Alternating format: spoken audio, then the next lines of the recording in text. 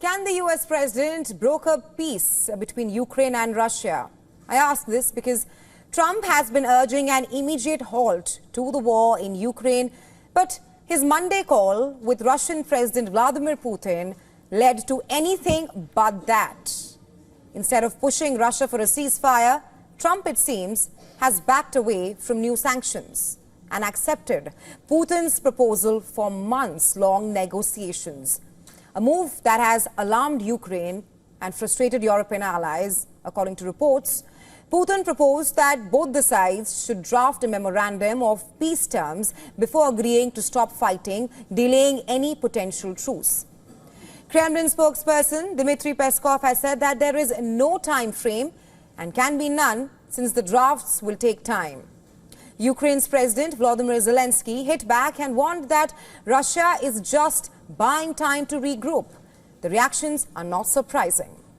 This was Trump's third call with Putin. That's since taking office. And according to experts, a clear pattern is emerging. The US demands peace, Putin counters, and Trump steps back. Critics are now saying that Putin is just offering Trump an outcome, talks without concessions, and Trump is clearly taking it. Meanwhile, Russia's conditions remain unacceptable to Ukraine, including bans on Western weapons and military recruitment from the European perspective. So, from the war is much closer from the European perspective. Leaders had planned coordinated sanctions with the US. But after Trump's phone call with Putin, that plan collapsed. The EU has imposed its own sanctions, albeit limited. They have acknowledged that the procedure is becoming harder without US backing. Take German Defense Minister Boris Pistorius' response. He says that Russia is clearly playing for time.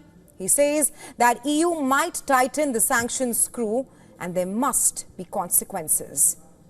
For months now, European leaders have expressed concern that Trump would abandon Ukraine to a shotgun peace agreement, and on Putin's terms, that fear began to feel more real last night.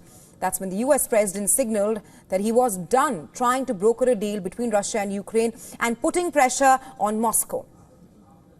One surprise from the Trump-Putin call, if you may wonder, well, it is a possible mediation role for the Vatican.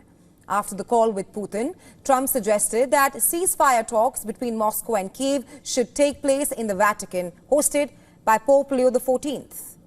Is this feasible? Possibly.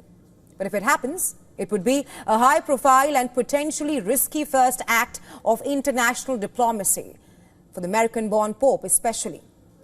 U.S. Secretary of State Marco Rubio, who met the Pope on Monday along with Vice President J.D. Vance, said on Saturday that the Vatican was a place that both the sides would be comfortable going, though he downplayed the idea that the Pope would be a broker in Ukraine peace procedure.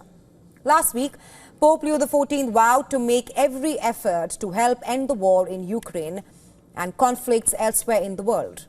The Vatican has previously offered to help facilitate talks under Pope Francis, but no peace talks took place for 3 years prior to talks on Friday in Istanbul between Russia and Ukraine that ended without a major breakthrough. Meanwhile, from Moscow, the message was clear. Trump is warming up to Russia. Kremlin aides say that the US president spoke warmly about restoring a World War II-style military brotherhood. Trump stressed on Russia's key role in the world, and he expressed regret about how far the two countries have drifted apart. Russian officials now describe the situation as two separate negotiation tracks, one between Russia and the US, and the other Ukraine and Europe. Given how many times Trump team has described him as a deal maker who loves peace, can Trump realistically broker a peace deal for Ukraine?